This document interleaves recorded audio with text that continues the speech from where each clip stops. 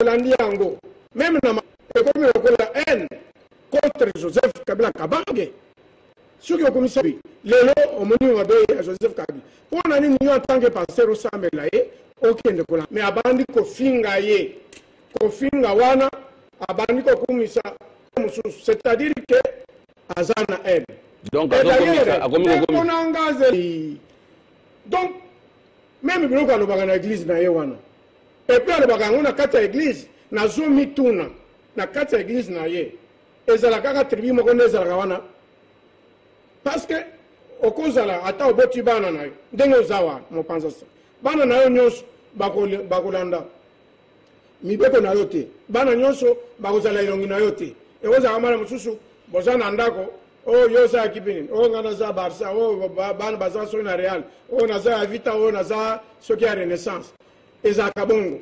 Est-ce que na église na ye, era sala kama kamwana zo finga la. Bato ba parti politique mususu bazate, tolo bakaka bato ya ba PPD, so qui bato ya FCC. Est-ce que na église na ye, bato mususu o basambela kakuna pasema balandi li loba ya Nzambe. Siko ye azo loba azo finga. Je pense que même Batou Kabila va sembler la Kakuna. Parce que, je vous informe de Konangai. Aseka ozomona wana église aseka na grand katanga ezali. Na yebitera lo bakango kuna na grand pana biso bato bamoda kango ndenge nini. Et d'ailleurs je profite de l'occasion de bana grand frère afana na Bel Air.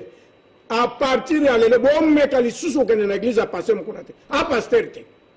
Alingi azamu to alingi ko kabola batu or e pana ye musali Nzambe il faut que terre mutwandi ma Yesu atika masumuzela pa mon frère kazo na yebisi yoke mutuna na yo isalinga ben na zolo bela parce que na grand katanga asika izali tomona passer ya kanango eri soki nani wana bosani kombo azo yemba azo to kazo yemba Nzambe biso to binono o église asolo zokande pasteur mukuna azana ba objectif na ye ya kosela batu ka église na ye eza église ya kotea kaka Nzambe eza église ya kofinga batu eza église ya kokaba batu o wana na lobi ba famille na ngai o basambelaka na o église na bango ya Bel Air abima na ACK d'ailleurs ya même bana grand frère na futé la université bobi masino ne peut plus contribuer na biloko wana parce que mukuna amoni donc azo sala tribalisme, donc il fait la haine. Parce que ce gars-là, nous sommes solo, Alinga Finga Joseph Kabila T. Alinga Yaloba n'importe quoi dans l'église, il y a la sanguisa. Le Pôle Bissus, par exemple, na Sali Masumu, et Zali n'a aucun départ, Moussel et Nzambe, Sambelanga parce que na Sali Boé. Mais non, c'est difficile, parce que Mukuna, Azala va parti pris. Mukuna, Alingi Koyoka, jamais Kabila. Muna, Kebana Yo. Na kanisa dit que vous avez passé la candé, yo zo sala haine. Je me pose des questions, pardon de konanga.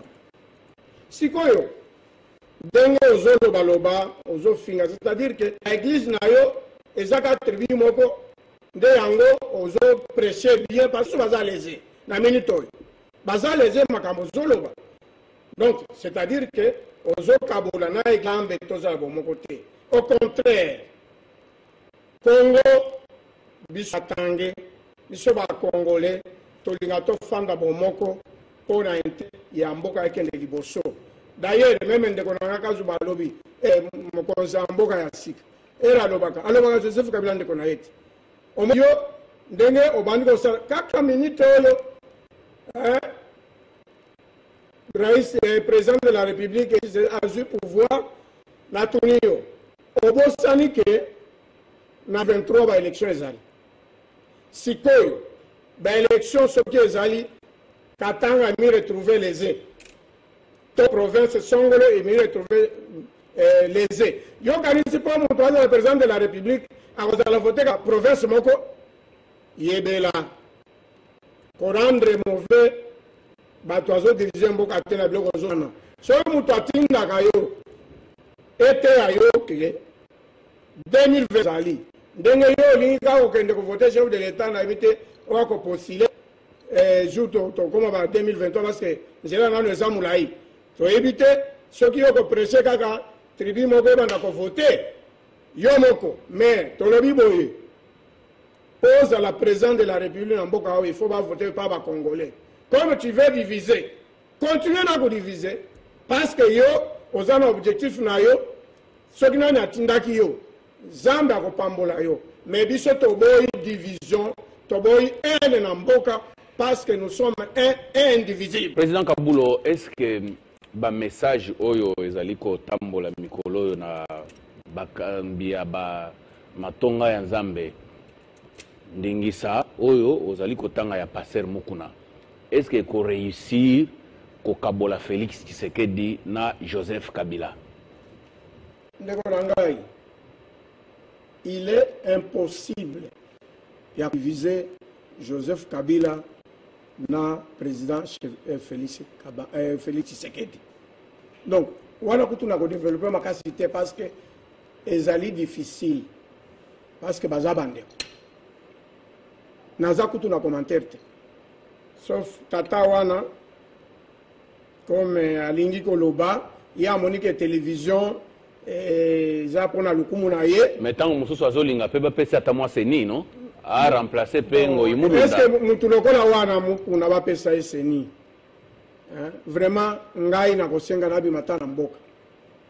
Parce que na mutu na ye liloba Nzambe za lisusu te. A cause wa seni ndenge po azo presser bo mokote. Mais tant que na église mabonza ezokota lisusu mingi te bongo ezokota politique mikolo yo ndezo futa mbongo ndeko nangai ye azape congolais akoluka pe vite ndeko nangai la politique aux politiciens, l'école aux écoliers, liloba Nzambe pona ba sale Nzambe. Je pense que ce qui a moni que ezalaki vocation na été, il est grand temps abima aloba na komi politicien na tigi loba Nzambe. Tomona a basango basango senko kutu aloba ya makasi ba protestant kutu na monseigneur oyo ekofo yo yebi baloba makasi ekomi kaka muku na soki alobi ale ekomi sibino ndongo boye. Non, pona mukuna azo sala ene mukuna tolobi boye topekisi mutu aloba te. Toboinde ko finga, toboinde ko diviser. Parce que y a zone bela na ba division. Parce que ayebake Joseph Kabila na sima ye azana bande ko na ye. Parce que oko finga ozo finga et pas na biso des principes tozalaka nango. Toboyaka ko finga notable na biso. Soki o fingi notable parce que Monica Tange alinga ko discuter te katange za bambata. Biso tu as discuter pour soit na té. Donc et pas la besoin de benga bucheche. Donc on a bêté au mutu na kinanga. Oh makamba ko discuter azolo balo tala na nga azolo balo. Bucheche. Azolo balo kola ne lo baki asala ngo milikiti. Pouvoir ezaka mikolo déjà, il est ivre. A commis déjà ivre à pouvoir. Bino ba politicien bolinga Naza communauté. Bolinga gande bosolo te. Te na yebo répondre parce que trop c'est trop. Bazo finga papa na yo. Yo zotala. Tellement il a exagéré. Papa bi na biso to kende ko yebisa ke bazo finga yo. Ye ko la kisayo ki keba na yo. Keba na yo mukuna. Tokomo kende na Président Kabulo tokomo kende na suka émission bosa na teke ozali mokambi ya bilenge ya Katanga munene et puis ozali ko prôner bomoko ya ba congolais yebisa na biso awa tozali kende ko sisa na moi sangwa muke kaka opesa biso ndingisa toyoki sango ke mama nene nkulu balakisie misapi ya koyiba misolo ya mboka. Et comme concours ya détournement oya ibela koto gauche nazala na 2023 ekutanga pe na mwanda munangai oyo pe ibela na droite soto muton koto yo mais tout pe elati mama nene nkulu. Merci. Aibi misolo boni ezaki pe ndenge nini na Mbonkuse. Merci. Nakadesi président de la République Félix Antoine Tshisekedi.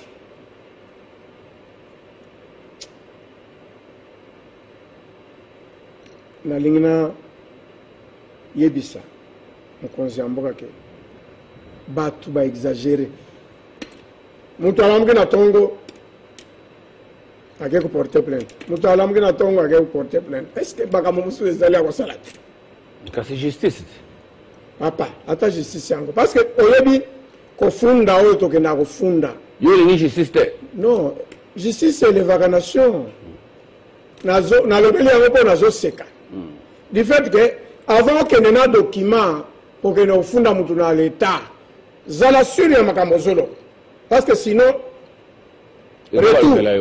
retour ekozongela yo est-ce que tala d'abord elongi ya mama nene na beauté na ye wana eza elongi ya mwana mwasi koyiba kasi nde yango alingaki abenda ngambo na ye po ayiba malamu nga nazorépondre na sentiment nyonso parce que nayebi ye et puis katanga azalaka moyibi te na répéta yango na mesa awa na répéta yango tozalaki na dossier mosusu notable mosusu balobaki ayebi lelo bachange balangage na bango naloba biso toyibaka te nalobi tala elongi ya mama nene na beauté na ye yo okanisa akozala moyibi et puis il faut barespecter parce que tozali na ministre d'état ya mwasi kaka ya bama nene wana nalobi teke tozala bamama ebongo soki aza elongi kitoko soki azalaka mwasi soki ayibi bato baloba teke ayibi nazorépondre talabake azwi nalobi boye bato bayibaka ifo tala ye d'abord elongi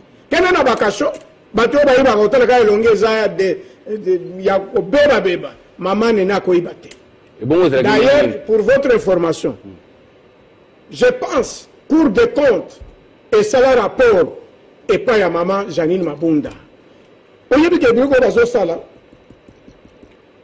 ekosala bato oyo bakenda kofunda bakomi retrouver la justice et je pense que l'état na biso justice na biso vraiment pardon na tour oyo bato oyo ndenge bazosakana na mama nene Ilunga nous pensons que bato il faut et puis wana nasengi bakende prison nasengi na baavocat katange nyonso bolanda ngai parce que trop c'est trop bokende koassister pour que bato bazosaka na kombo ya banotable mama nene mpo namonaki na baplainte na oyo atangi mpe honorable Sembuyu Kabango wana eza kosakana na bato mon frère eloko eza te pour votre information même document biloko oyo babidget basalaka bango bazalaki te donc je pense que inutile to insister na wana mais je voulais tout simplement mettre mise en garde na bato oyo bazosala biloko oyo eza na ntina te toza na moment tozala bomoko pour te faire développer mboka na biso nalobi mpona bakisa moke vous savez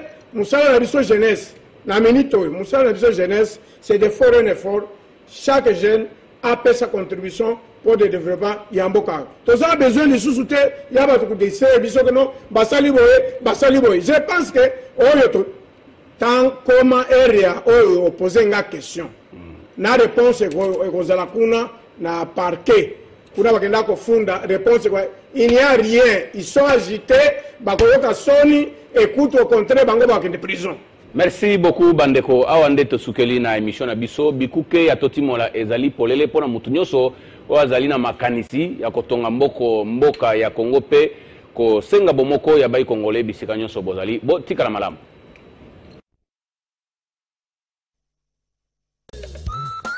Yangoyo monyango tosala bozwaka boza pena oyo ngangilele makambu mazali koleka na niveau ya Europe nazali komona ba combattant mingi bokechu epai ozali kuna na ba combattant bokechu ozali ko salir mémoire yanga maréchal Mobutu na époque ya Zaïre na tchakino na unité nationale un peu les partis opposition les partis d'ensemble parti en majorité mais le loyo commission yango ya opposition bolingi ba musicien ba se produire les sous-souté qu'on na niveau ya Europe na ba salle oyo ya minene ba beta les sous-souté mais vous évitez que vous ayez bebisa culture ya mboka na biso vous ayez aussi ça yango valeur quelque part vous allez na respecter même ya artiste au bakenda vous avez essuyer mémoire na bango le quoi Franco Luambo Makedi Rochero batuana nyonso basala kete culture ya mboka na biso kende beli boso yango boketu na lobi boye ilanda ngai malam tango nazaki na bokonzi nalakisaki yo makambo oyo osalela yango ebeboye te mais lelo changer drapeau ya impère nakoya kobotola yango po sisi yango valeur ozali koessuyer mémoire nanga maréchal Mobutu yango nalobi bolanda exemple oyo ya unité obiso tozali na yango po na kosala ete mboka ekende liboso soki bozali na pusa ya kobunda po na mboka bozonge be na mboka po na Zaire natiaki bino ensemble tozalaki ensemble totongaki mboka ensemble tokotonga mboka na libanda ya mboka te mais tokotonga mboka biso nyonso awa nalobaki na bino na Zaire tata bo moko ekolo bo bokonzi bo lelo mokonzi ezali président Fati tosangana tosunga ye po mboka ekende be liboso message na ngai oyo nalingai kopesa bacombattant yango wana en tout cas Bokechu landa ngai malamu tika biloko bozali kosala bino na bacombattant